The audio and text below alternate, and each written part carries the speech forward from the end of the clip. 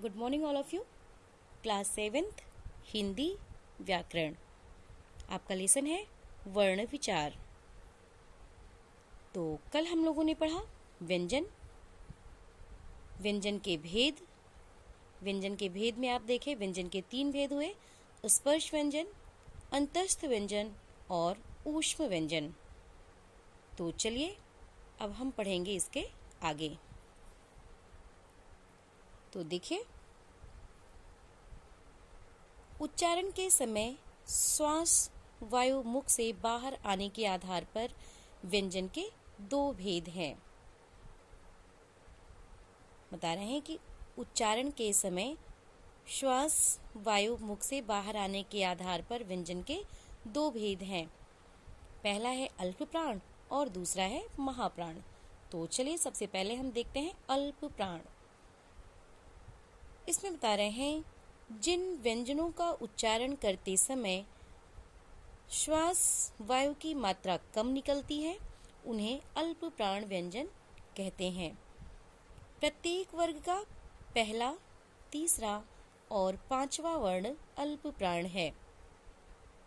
ध्यान दीजिएगा, इसमें बता रहे हैं कि जिन व्यंजनों का उच्चारण करते समय श्वास वायु की मात्रा कम निकलती है उन्हें अल्प प्राण व्यंजन कहते हैं।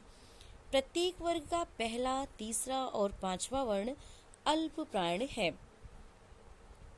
तो इसमें देखिए, का वर्ग का तीसरा वर्ण गा है और 5वां वर्ण अंग्या है। चा वर्ग का पहला वर्ण चा ही है, तीसरा वर्ण जा है और 5वां वर्ण या है। उसी प्रकार से टा वर्ग का भी पहला वर्ण टा है, तीसरा वर्ण डा है और 5वां वर्ण ड़ा है।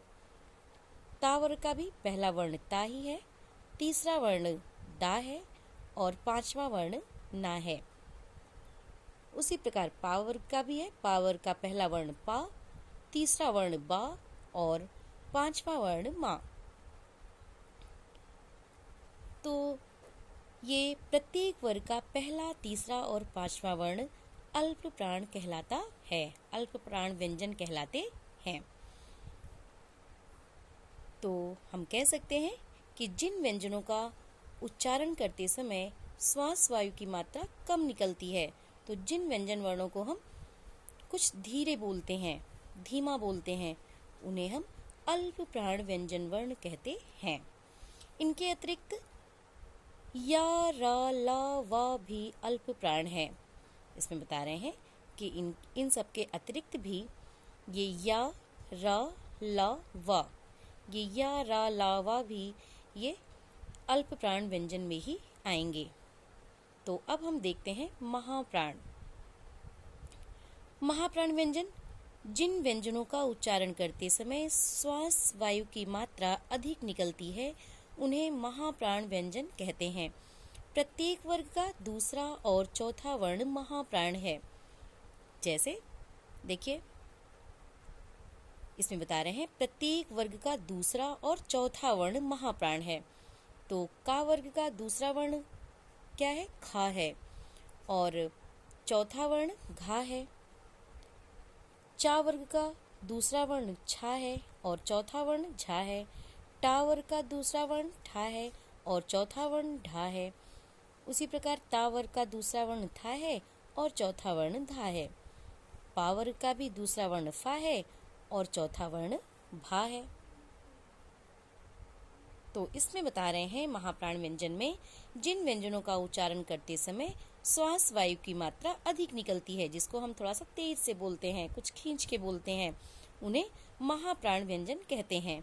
तो प्रत्येक वर्ग का दूसरा और चौथा वर्ण महाप्राण है। इनके अतिरिक्त बता रहे हैं कि इनके अतिरिक्त श, श, स, ह भी महाप्राण व्यंजन है।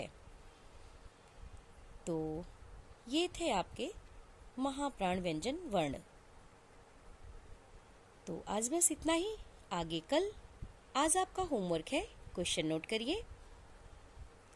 अल्प प्राण और महाप्राण व्यंजन में अंतर स्पष्ट कीजिए। Thank you.